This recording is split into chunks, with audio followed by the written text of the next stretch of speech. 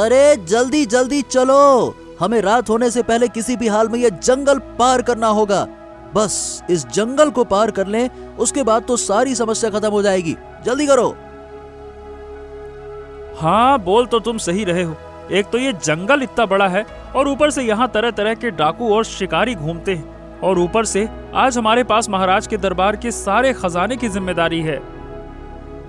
हाँ, यही तो बात है कि सारा खजाना हमारे पास है, तो हम ही को। अरे रे रे रे रे रे रे रे रे, ये क्या हो गया? नहीं नहीं नहीं नहीं नहीं नहीं नहीं नहीं।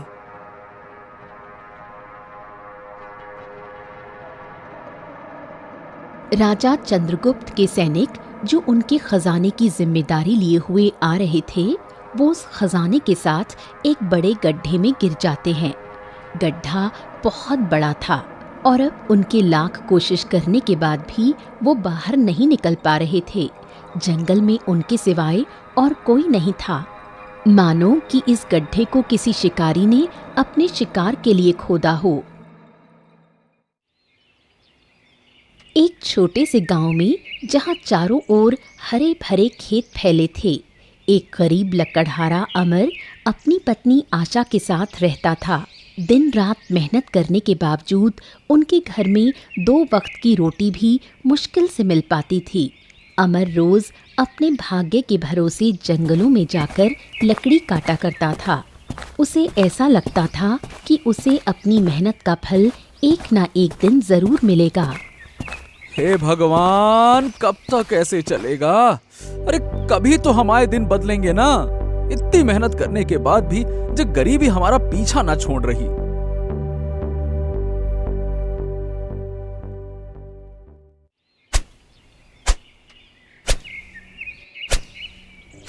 एक दिन जब अमर जंगल में लकड़ियां काट रहा था तो उसकी कुल्हाड़ी अचानक एक प्राचीन पेड़ की जड़ से टकराई। उस जगह से एक सुनहरी चमक निकली और जमीन से एक चमकता हुआ कंगन बाहर आया। ये क्या है ससुरा, ये कौन सी चीज है? हाँ, आज तो लगता है कि कुछ अनोखा हाथ लगा है। उठाकर तो देखें क्या है जो। जैसे ही अमर ने कंगन को उठाया, उसमें से एक दिव्य आत्मा बाहर निकली। ये आत्मा किसी एक बंदर की लग रही थी और उस आत्मा के चारों ओर एक अलौकिक आभा थी। हे दयालु लकड़हारे, मुझे मुक्त कर दो। मैं कोई साधारण आत्मा नहीं हूँ। यदि तुमने मुझे आजाद किया ना, तो तुम्हारी ईमानदारी का फल तुम्हें मिलेगा। तुम तो एक बंदर लग रहे हो और तो तुम बोल रहे हो। ये कैसे हो सकता है? ये क्या चक्कर है भाई? हाँ, मुझे पता है कि तुम्हें इस सोने के कंगन को देखकर इसे लेने का मन कर रहा होगा, लेकिन देखो, मुझे मुक्त कर दो। मैं तुम्हारा उपकार कभी नहीं भूलूंगा। देखो, हम एक गरीब आदमी जरूर हैं, लेकिन किसी की जिंदगी छीनना हमारी फितरत में नहीं है। और अगर ये कंगन ना लेने से तुम आजाद हो सकते हो तो ठीक है भैया, ये लो कंगन, हम फेंक ही देते हैं। नहीं चाहिए हमें ये कंगन उंगन सोने का। जाओ, तुम आजाद हो जाओ, मजे करो। अमर ने कंगन को जमीन पर रख दिया और दिव्य आत्मा हवा में विलीन हो गई। विलीन होते हुए दिव्य आत्मा बोली, अमर, आज तक मैंने तुम जैसा व्यक्ति नहीं देखा। तुम्हें इस कंगन की जरूरत थी, लेकिन तुमने अपनी परवाह ना करते हुए तुमने मुझे आजाद करने का सोचा। इसीलिए तुम्हारी ईमानदारी का इनाम तुम्हें मिलेगा। तुम्हारा जीवन बदल जाएगा अमर। अमर हैरानी से दिव्य आत्मा को गायब होते हुए देखता रहा। उसे कुछ समझ नहीं आ रहा था कि क्या हो रहा है। कुछ देर बाद वो थका हारा घर लौटा, लेकिन जैसे ही वो अपनी झोपड़ी के पास पहुंचा, उसकी आंखें फटी रह गईं। झोपड़ी के आगे उसकी पत्नी आशा वहां खड़ी थी। ये क्या? तुम बाहर काहे खड़ी हो? अरे अरे अमर, तुम आ गए। मैं कब से तुम्हारा इंतजार कर रही थी। चलो जल्दी मेरे साथ आओ। अमर को कुछ समझ में नहीं आया। वो अपनी पत्नी के साथ जल्दी से घर के अंदर गया। अंदर जाते ही वो चौंक सा गया। उसकी आंखों के सामने बहुत सारे सोने के सिक्के और सोने के सामान रखे थे। अमर, देखो ये सब क्या हो गया। मैं झोपड़ी में बैठी थी कि अचानक रंग बिरंगी किरणों से ये इतने सारे सोने के सिक्के और ये इतने सारे सोने के सामान यहाँ आ गए। मुझे तो समझ में नहीं आ रहा कि ये क्या हो रहा है। ओ बाप रे बाप! अरे हे भगवान, ये सच है या फिर हम कोनो सपना देख रहे हैं? अरे अब लगता है भगवान ने हमारी सुन ली। अब हमारे दिन बदल गए हैं। हाँ, अब हमारे समझ में आया। ये सब तो जादुई कंगन का कमाल है। और ऊ जो दिव्य आत्मा हमको दिखा था ना, हाँ, ये सब उसी का दिया हुआ वरदान है। अब अमर बहुत अमीर हो गया। अमर के पास अब उतने पैसे थे कि अमर 100 सालों तक बैठकर खा सकता था। लेकिन अमर ने अपनी अमीरी का घमंड नहीं किया। उसने सबसे पहले अपनी झोपड़ी को एक आलीशान महल में तब्दील करवाया और उसके बाद अपने गांव के गरीबों की मदद करना शुरू कर दिया। हर जरूरतमंद को खाना और कपड़े देने लगा। गांव के लोग उसकी तारीफ करने लगे।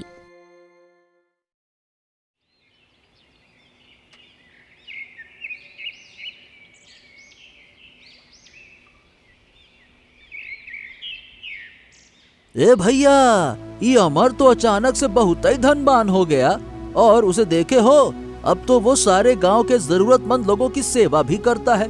ये का चक्कर है भाई? हाँ राम मोहन चाचा, तुम सही कह रहे हो। अरे भगवान ने भी एक अच्छे इंसान को ये सारा धन दिया है ताकि वो हमारे गांव के विकास और गरीब लोगों की मदद कर सके। अरे भैया, तो अमर मेहनत भी तो करता था। अरे दिन रात बेचारा कभी खेत में कभी जंगल में जाकर मेहनत करता था। अब फल तो मिलेगा ही ना।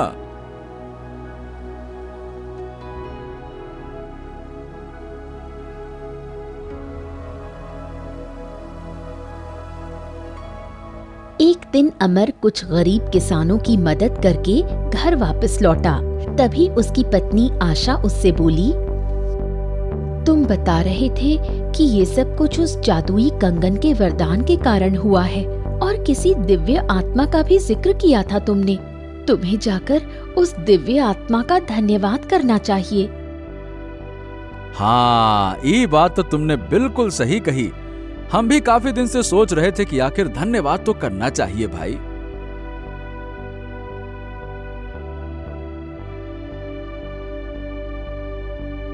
दूसरे दिन अमर खुशी खुशी शाम को सीधे उसी प्राचीन पेड़ के पास पहुंचा और अपने आप से बोला, पिछली बार कुल्हाड़ी चलाई तो दिव्य आत्मा अचानक से हमारे सामने आ गई। पता नहीं इस बार आएगी या नहीं आएगी। एक काम करते हैं, उसे आवाज लगाकर देखते हैं, क्योंकि वो है तो एक जादुई आत्मा ना। हाँ। इतना बोलकर अमर उस दिव्य आत्मा को आवाज लगाते हुए बोला, जादुई आत्मा, ओ जादुई आत्मा, अरे कहाँ हो तुम? जादुई आत्मा, मुझे तुमसे बातचीत करनी है। अरे ओ जादुई आत्मा। अमर ने इतना कहा ही था कि तभी रंग बिरंगी किरणों से वो दिव्य आत्मा अमर के सामने प्रकट हो गई और अमर उस आत्मा को देख खुश हो गया। तभी वो दिव्य आत्मा अमर से बोली, क्या हुआ अमर, तुम तो बहुत धनवान बन चुके हो।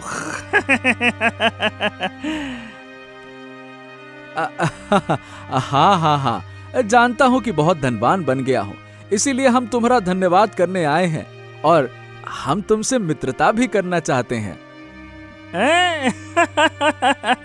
वैसे मुझे ईमानदार लोग बहुत पसंद हैं। तुम्हारा जब मन हो मुझसे बातचीत करने आ जाया करो। बस मुझे जादुई आत्मा ऐसी कहकर आवाज लगा देना, बस इसके बाद तो मैं यूं छलांग मारता हुआ आ जाऊंगा। इतना कहकर वो दिव्य आत्मा फिर से गायब हो गई और अमर खुशी खुशी अपने घर चला आया। उस दिन से अमर रोज उस प्राचीन पेड़ के पास चला जाता और जादुई आत्मा को आवाज लगाता और घंटों उससे बातें करता।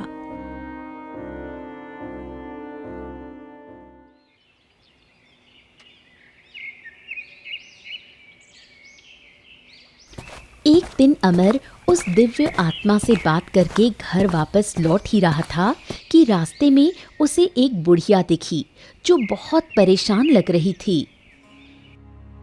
कोई है, कुछ खाने को दे दो, बहुत भूख लगी है, मेरे पास अभी पैसे नहीं हैं। अरे बूढ़ी माँ, आप इतनी परेशान क्यों लग रही हैं? क्या बात है? अरे बेटा, 2 दिन से कुछ नहीं खाया।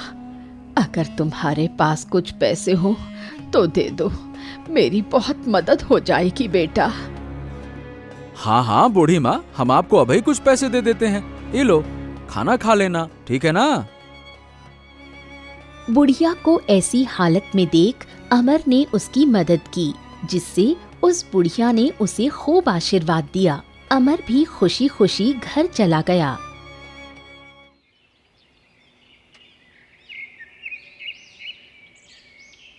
एक दिन गांव की चौपाल पर अमर की प्रशंसा हो रही थी। इत्तेफाक से लालची सेठ रामदास वहां से गुजर रहा था। अरे बाबा, ए भैया, ये अमर तो अब गांव का मसीहा बन गया है। देखो देखो देखो कैसे इसकी किस्मत बदल गई। हाँ, ये बहुत अच्छी बात है। अरे भैया, अमर जैसा इंसान तो 100 साल में एक बार जन्म लेता है। अरे उसने तो कुछ दिनों से गांव की बहुत ही मदद की है। लालची सेठ रामदास ने ये बातें सुनी और उसका खून खौल उठा। वो गुस्से से भरा अपने घर चला गया। घर आते ही उसकी पत्नी ने उसे इतने गुस्से में देख बोला, क्या हुआ, तुम इतने गुस्से में क्यों हो? अरे मुझे तो समझ में नहीं आ रहा कि इस ससुरा अमर की किस्मत इतनी बदल कैसे गई। अरे कल तक तो वो एक मामूली सा लकड़हारा था और आज गांव का सबसे धनवान आदमी बन गया। ऊपर से गांव वाले भी उसका सम्मान करते हैं। पैसा दिखा नहीं कि लाल टपकाते हुए गांव वालों की नीयत बदल गई। अरे ये गांव वाले भी ना अब मुझे अनदेखा करने लगे हैं। ये सब कुछ उस अमर के कारण हुआ है।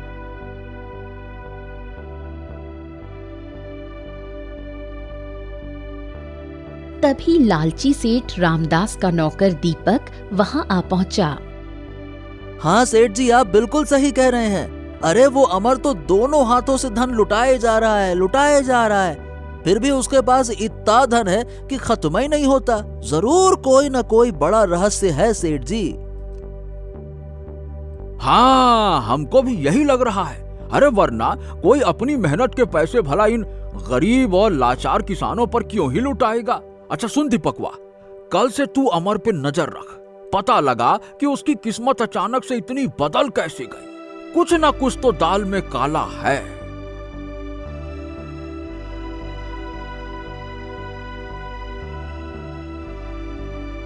लालची सेठ रामदास का नौकर दीपक अगले ही दिन से अमर पर नजर रखने लगा।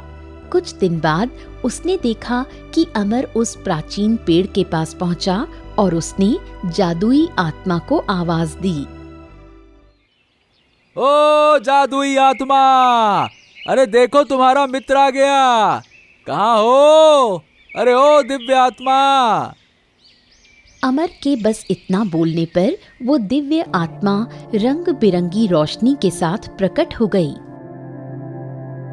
अरे आत्मा जी, क्या बात है, आज तो बहुत ही खुश हो। हाँ हाँ हाँ, तुम्हारा वाकई में बहुत बहुत धन्यवाद। आज तुम्हारे वरदान के कारण ही गांव में हमारी इतनी प्रशंसा हो रही है। सब हमें नमस्ते करते हैं। अरे हम कहीं भी चले जाएं, सब हमसे बात करते हैं, वो भी आगे होके। और तो और अब मुझे पूरे गांव में सम्मान मिल रहा है। मजा आ रहा है, सब बहुत खुश हैं। नहीं अमर, ये तुम्हारी ईमानदारी का फल है। मैंने सिर्फ तुम्हारी सच्चाई और नेक दिली के कारण तुम्हें ये वरदान दिया था, क्योंकि अगर उस दिन तुमने मेरी फिक्र ना करते हुए वो सोने के कंगन में ही खुश होकर मुझे इस पेड़ के पास फिर से कैद छोड़ देते, तो शायद आज तुम्हें ये सब ना मिलता। हाँ। अमर और ये दिव्य आत्मा बात कर ही रहे होते हैं कि दीपक ने ये सब सुन लिया और दौड़ता हुआ लालची सेठ रामदास के पास पहुंचा। अरे सेठ जी, आज मैंने जो देखा उससे सुनकर तो आप खुश होने वाले हैं। हाँ, अरे क्या देख लिया तूने? अमरवा का सारा धन चोरी हो गया क्या? अरे अरे नहीं सेठ जी, कैसी बातें कर रहे हैं आप। सुनिए, आज जब मैं अमरवा का पीछा करते हुए गया तो हमने सब कुछ देख लिया। अमर की अमीरी का राज है वो जादुई आत्मा, और वो आत्मा जंगल में उस प्राचीन पेड़ पे रहता है। उसने अमर को वरदान दिया है, तभी तो आज अमर ये सब कुछ कर पा रहा है। ये है असली राज।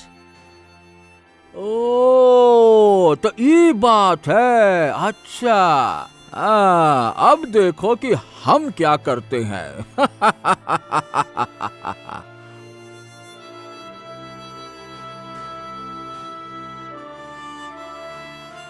लालची सेठ रामदास ने सब कुछ सुनकर मन ही मन एक शातिर योजना बना ली।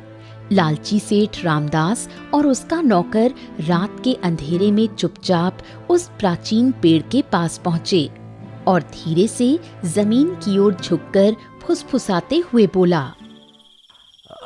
अरे ओ जादुई आत्मा, जादुई आत्मा, भाई बाहर आओ, हम तुमसे कुछ मांगना चाहते हैं। जादुई आत्मा, अरे ओ जादुई आत्मा। अरे सेठ जी, इतना प्यार से बुलाओगे तो कोई नहीं आएगा। रुको, मैं बताता हूँ कैसे आएगा। तभी दीपक उस पेड़ को हिलाने और पैर से मारने लगा। कुछ पल बाद जमीन में हलचल हुई और दिव्य आत्मा रंग बिरंगे प्रकाश के साथ प्रकट हो गई। ये तो अमर नहीं है। मेरे मित्र के अलावा कोई भी मुझे इस नाम से नहीं बुलाता। और तुम लोग यहाँ पे क्या कर रहे हो? अरे उस अमर को छोड़ो ना, मैं तुम्हें बुला रहा था। अच्छा, मैं क्या कह रहा हूँ कि मुझे भी वरदान चाहिए, और मैंने सोच रखा है कि मुझे वरदान में क्या क्या चाहिए। मुझे वरदान तो मिलेगा ना? हाँ, सेठ जी को वरदान दे दो, दे दो। वो मुझे भी थोड़ा बहुत सोना दे देंगे। तुम्हारे चेहरे और तुम्हारी बातों से साफ पता चलता है कि तुम लोग एक नंबर के लालची इंसान हो और तुम्हारे भीतर से लालच की बू आ रही है। मैं लालची लोगों को वरदान नहीं देता। चले जाओ चुपचाप यहाँ से। लालची सेठ रामदास और उसका नौकर दीपक आत्मा का ये रूप देख डर गए और समझ गए कि वो सिर्फ ईमानदार लोगों को ही वरदान देता है। इसलिए वो दोनों रात के अंधेरे में अपने घर वापस आ गए। लेकिन तभी लालची रामदास सेठ के दिमाग में एक शातिर योजना आ गई। अरे दीपकवा, मैं क्या कह रहा हूँ कि अगर हम अमर को बेईमान साबित कर दे तो शायद ये आत्मा उससे वरदान वापिस ले ले और फिर मैं आत्मा से वरदान पा सकूं। क्या कहता है? अरे हाँ सेठ जी, ये आपका आइडिया तो बहुत ही जबरदस्त है। हाँ।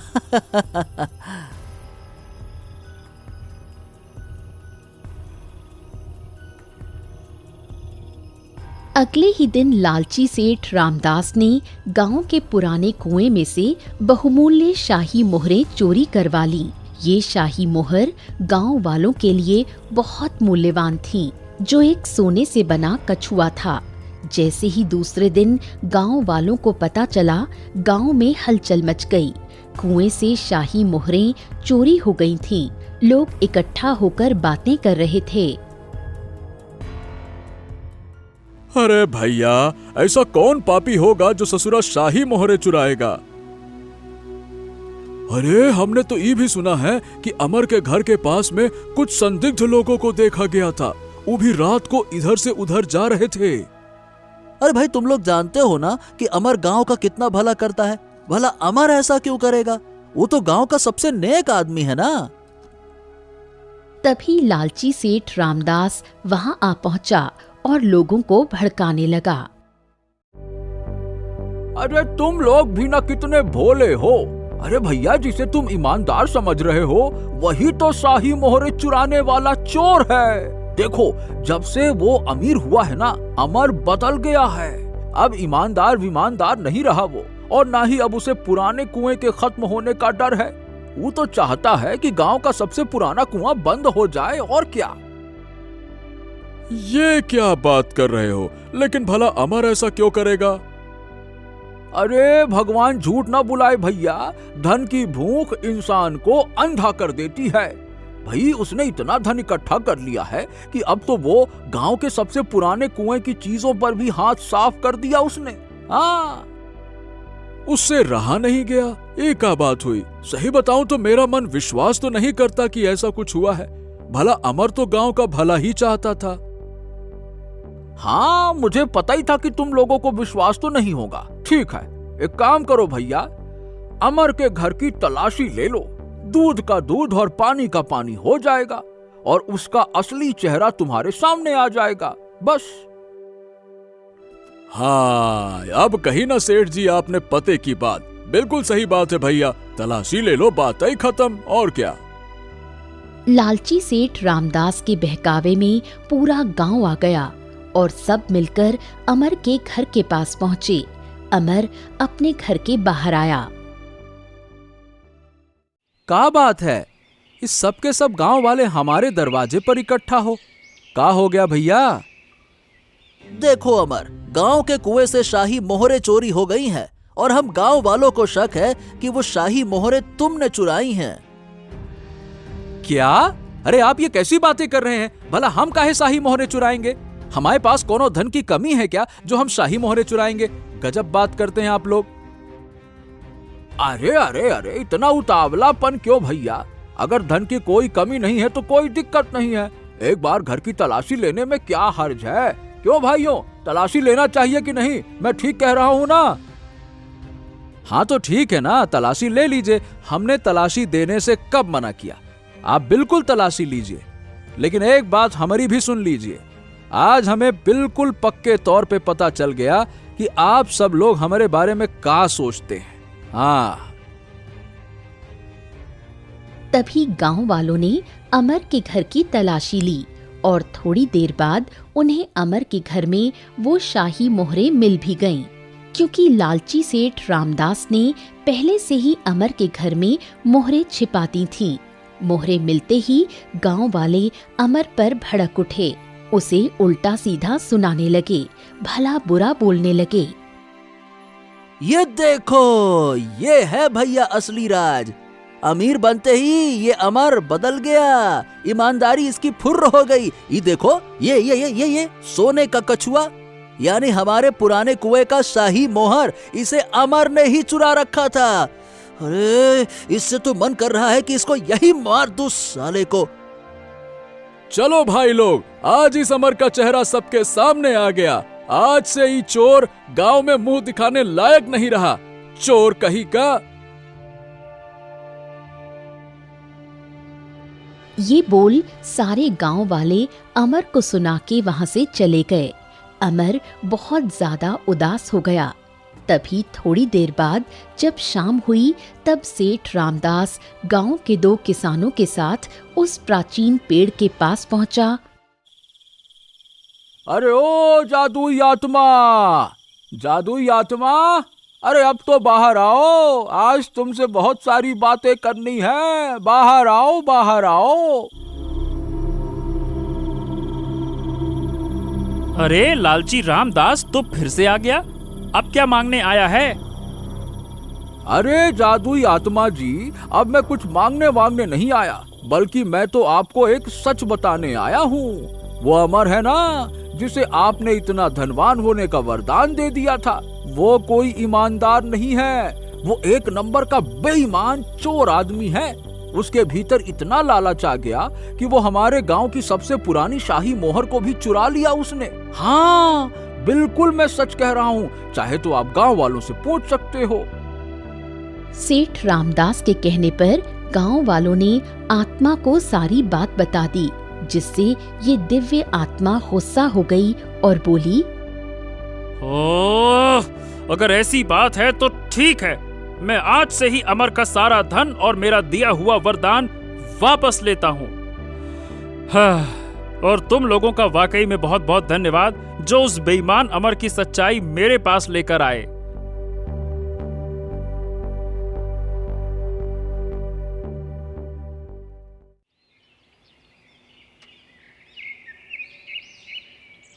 दूसरे ही दिन अमर के सारे सोने के सिक्के गायब हो गए और अब फिर से अमर एक झोपड़ी में रहने लगा। दिन बीत रहे थे और अब अमर बहुत उदास रहने लगा। उसके पास कुछ भी नहीं बचा था। यहाँ तक कि जब वो घर से बाहर निकलता तब सारे गांव वाले उसे देख ताने मारा करते। भगवान ने इसे बहुत बढ़िया सबक सिखाया, अच्छा हुआ इसके साथ। अब भाई जैसी करनी वैसी भरनी। बड़ा आया, चोरी करेगा फिर ऊपर से गांव का भला भी करेगा, ये तो ना चलेगा। हाँ, ये कही पते की बात, ये ना चलेगा। देखो देखो, अब ये फिर लकड़हारा बन गया है। अब इसे समझ में आएगा कि चोरी का अंजाम क्या होता है। कुल सही सजा मिली है इसे। अमर सिर झुकाए सब सुनता रहा। उसकी आंखों में आंसू थे, लेकिन अब कोई उसके दर्द को समझने वाला नहीं था। अमर फिर उनकी बातों का कोई जवाब न देते हुए जंगल के रास्ते जाने लगा। लेकिन आज वो उस प्राचीन पेड़ की तरफ न जाकर वो जंगल की उल्टी दिशा में चला गया। कुछ समय लकड़ी काटने के बाद अमर उदास होकर एक पेड़ के नीचे बैठा कुछ सोच रहा था। पता नहीं हमने कौन सी गलती कर दी जो ही गांव वालों ने हमारे दोस्त के सामने ही हमें बेईमान साबित कर दिया।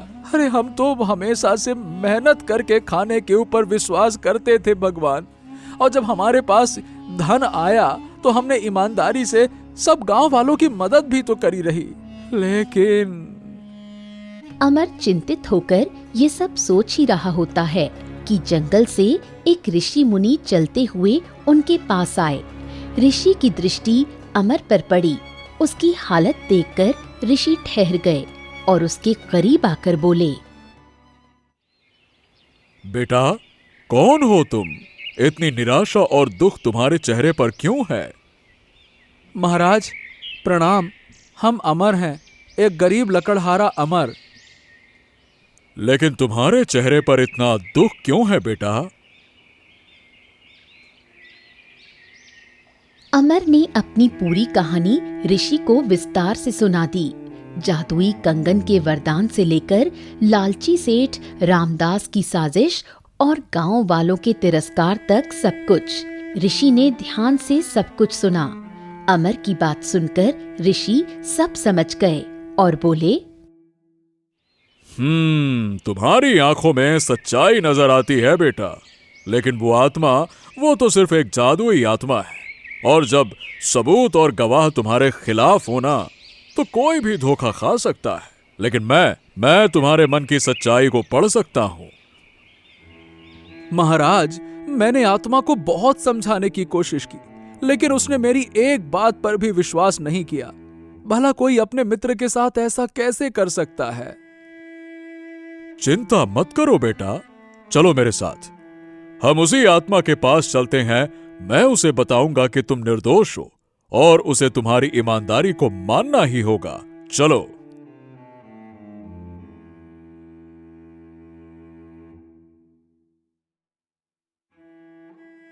अमर ऋषि के साथ चल पड़े। दोनों उस प्राचीन पेड़ के पास पहुंचे। ऋषि ने पेड़ के पास जाकर आंखें बंद की और कुछ मंत्र बुदबुदाए। जमीन में हलचल हुई और दिव्य आत्मा प्रकट हो गई। अरे महाराज, आप और इस बेईमान अमर के साथ क्यों घूम रहे हैं? क्या बात है, बताइए।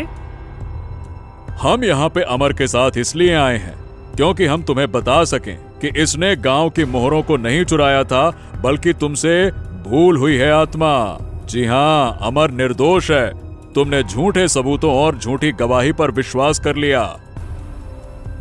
महान ऋषि की बात सुन दिव्य आत्मा कुछ देर सोचते हुए बोली, ओह, अगर आप ऐसा कहते हो तो ठीक है ऋषि महाराज, मैं मान लेता हूँ कि अमर ने वो मोहरें नहीं चुराई। लेकिन अपनी ईमानदारी को फिर से साबित करने के लिए अमर को 2 परीक्षाएं देनी होंगी। अगर वो 2 परीक्षाएं आसानी से पार कर लेता है तो मैं दोषियों को सजा दूंगा और अमर को उसका वरदान लौटा दूंगा। साथ ही उसे एक राज्य का अनमोल खजाना भी मिलेगा। हाँ हाँ, हमें मंजूर है दिव्य आत्मा, हम अपनी सच्चाई साबित करेंगे। बताओ हमें कौन सी परीक्षा देनी है? पहली परीक्षा में अमर को कल पूरा दिन इसी जंगल में अंदर तक जाना है और जंगल में अगर तुमको कोई भी लाचार इंसान या फिर कोई जानवर मिलता है तो बिना कोई लालच के उसकी मदद करना है। दूसरी परीक्षा में तुम्हें कुछ भी नहीं करना। जब तुम पहली परीक्षा अच्छी तरह से पास कर लोगे तो तुम्हारी दूसरी परीक्षा भी खुद ब खुद पास हो जाएगी।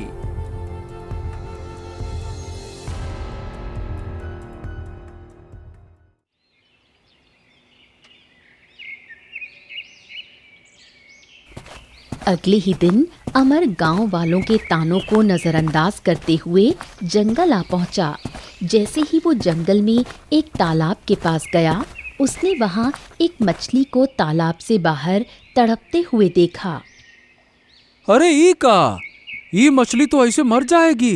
ओह, चलो इसको जल्दी से तालाब में डाल देते हैं। अमर ने मछली को उठाया और तालाब में डाल दिया।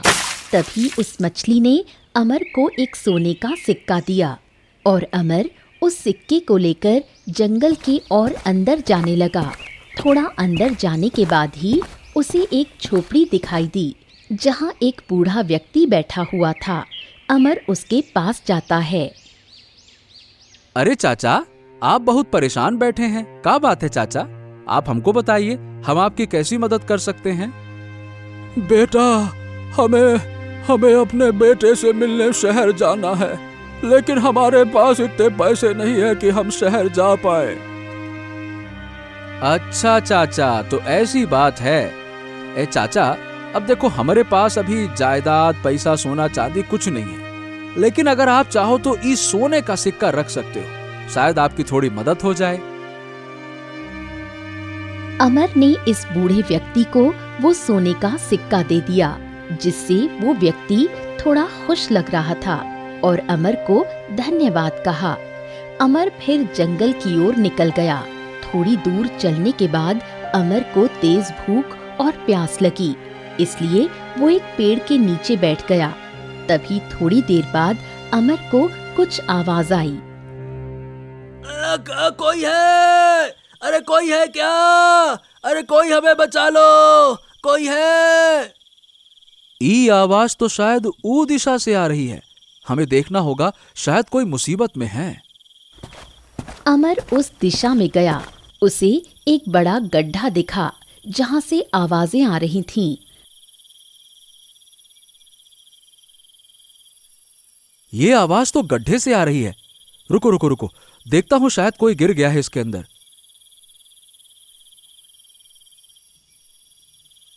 अरे कौन हो भाई, जो इतनी आवाज कर रहे हो? हमें बचा लो भाई, हम यहाँ 2 दिन से फंसे हैं। अगर आज तुम हमें नहीं बचाए तो हम मर जाएंगे। अरे ये तो राजा चंद्रगुप्त के सैनिक है। अरे लेकिन आप लोग यहाँ कैसे फंस गए? हमें नहीं पता था कि यहाँ कोई गड्ढा किया हुआ है और हम अचानक से यहाँ पे गिर गए। अब तुम हमें किसी तरह से जल्दी से बाहर निकालो ना। हाँ हाँ हाँ, रुको, मैं तुम्हें बाहर निकालता हूँ। अमर ने एक डंडे के सहारे दोनों सैनिकों के साथ साथ राजा के सारे खजाने जो गड्ढे में गिर गए थे उनको भी बाहर निकाला। सैनिकों ने अमर का बहुत शुक्रिया अदा किया और उन्होंने बोला कि इसकी बहादुरी को वो राजा चंद्रगुप्त को जरूर बताएंगे। कुछ समय बाद रात हो गई और अमर भी सारे लोगों की मदद कर घर वापस आता है।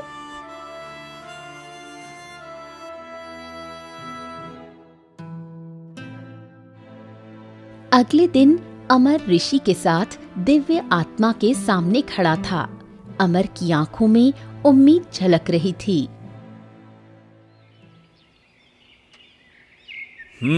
देखो दिव्य आत्मा, अमर ने तुम्हारी परीक्षाएं पूरी कर ली हैं। हाँ ऋषि महाराज, आप बिल्कुल सही कह रहे थे। मेरे से बहुत बड़ी भूल हो गई जो मैंने इतने अच्छे ईमानदार व्यक्ति को बेईमान समझ लिया।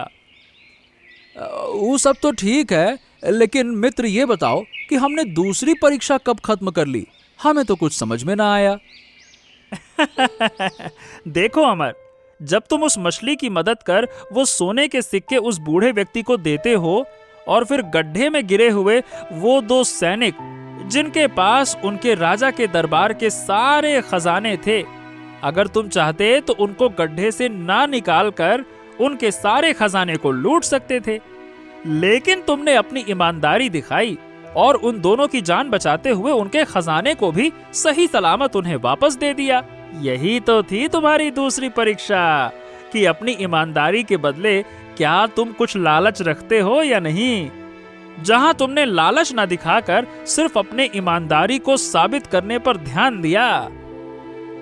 दिव्य आत्मा अमर से फिर बहुत खुश हो गया और उसने अमर को न्याय दिलाने के लिए कहा।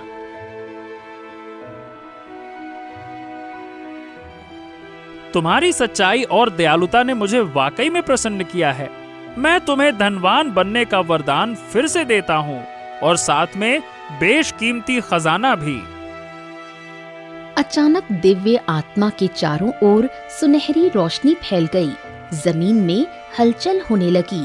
अचानक जमीन से एक सुनहरा बक्सा उभरा।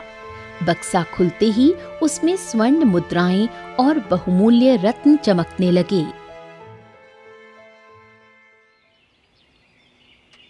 हाँ तो अमर, ये है तुम्हारी ईमानदारी का फल। हे जादुई आत्मा, अरे तुम्हारा ये आशीर्वाद हमारे लिए अनमोल है।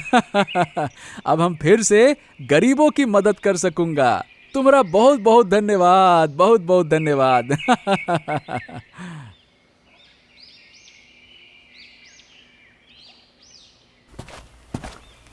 उस दिन के बाद अमर फिर से संपन्न हो गया और फिर से गरीबों की सहायता करने लगा। एक दिन जब अमर अपने घर के बाहर था, तभी वो 2 सैनिक आए जिसकी अमर ने मदद की थी। तुम्हें हमारे राज्य के राजा चंद्रगुप्त महाराज ने बुलाया है। वो तुम्हें कुछ देना चाहते हैं। अच्छा, ऐसी बात है तो चलो ठीक है, चलते हैं महाराज के पास भी, उनसे भी मिल लेते हैं।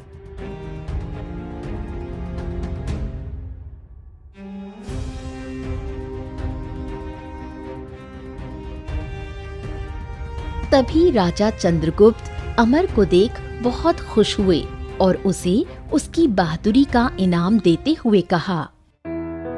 हाँ, हमें तुम्हारी बहादुरी पर नाज है अमर। अगर तुमने कल हमारे सैनिकों को बचाया नहीं होता तो शायद हमारे दरबार का शाही खजाना हमारे हाथों से चला जाता। अरे नहीं नहीं महाराज, ये तो हमारा फर्ज था। भला हम कैसे किसी को मुसीबत में छोड़ सकते थे। सोने से भरा बक्सा इनाम के तौर पर देना चाहते हैं। ये लो, ये तुम्हारी ईमानदारी का इनाम है। लो। राजा ने अमर को उसकी बहादुरी के लिए उसे इनाम दिया, जिससे अमर बहुत खुश हुआ। वहीं दूसरी तरफ ऋषि गांव में प्रवेश कर गए और सारे गांव वालों को इकट्ठा कर सेठ रामदास की सच्चाई बताने लगे। गांव वालों सुनो, अमर पर जो आरोप लगे थे वो झूठे थे।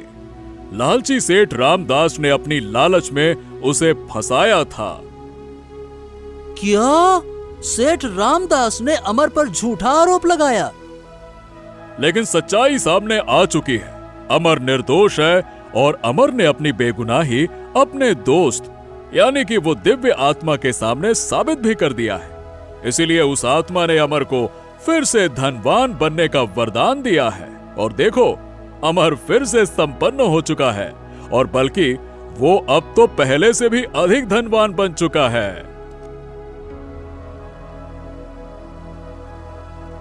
तभी गांव वाले लालची सेठ रामदास को बुरा भला बोलने लगे। लालची सेठ रामदास का मान सम्मान गांव में समाप्त हो गया। अब सबको उस पर बहुत गुस्सा आ रहा था। तभी उसने सोचा कि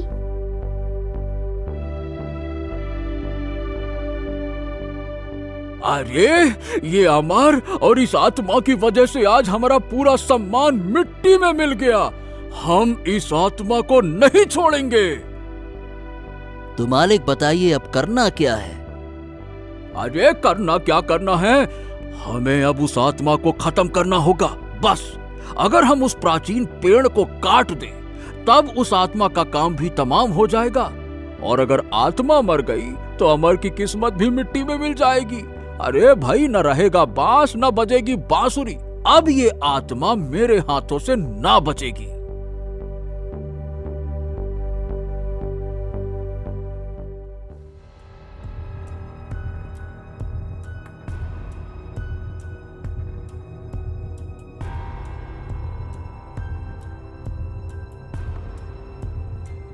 लालची सेठ रामदास, तुम्हारे लालच ने तुम्हें अंधा कर दिया है।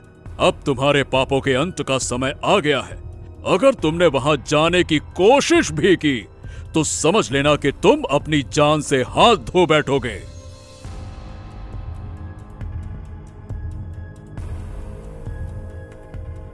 सेठ रामदास ने अब किसी की भी नहीं सुनी और गुस्से में अपने नौकर दीपक के साथ उस प्राचीन पेड़ के पास पहुंचा और पहुंचते ही वो दोनों पेड़ को काटने लगे। तभी मौसम में एक भयानक हलचल हुई और प्राचीन पेड़ बहुत जोरों से हिलने लगा। तभी इस पेड़ का एक बड़ा भाग इन दोनों के ऊपर गिर गया और ये दोनों वहीं दबे रह गए।